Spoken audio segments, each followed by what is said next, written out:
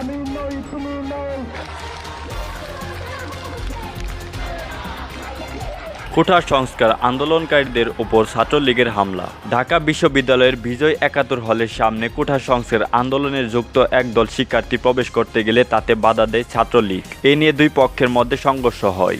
এরপর পুরো ক্যাম্পাসে বিভিন্ন জায়গায় কোঠা আন্দোলনকারীদের উপর হামলা চালিয়েছেন ছাত্রলীগের নেতাকর্মীরা।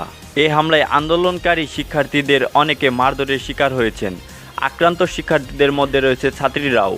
তবে কি এবার হেরে যাবে শিক্ষার্থীরা? ছাত্রলীগ নেতাকর্মীদের হাতে ছিল বিভিন্ন ধরনের অস্ত্র, যেমন হটস্টিক, লাঠি, রড, জিআই পাইপ সহ বিভিন্ন শ্রেণীর অস্ত্র। ক্যাম্পাসে বিভিন্ন স্থানে পিস্তল দিয়ে গুলি ছুটতে দেখা গেছে অন্তত ৫ জন অস্ত্রধারীকে।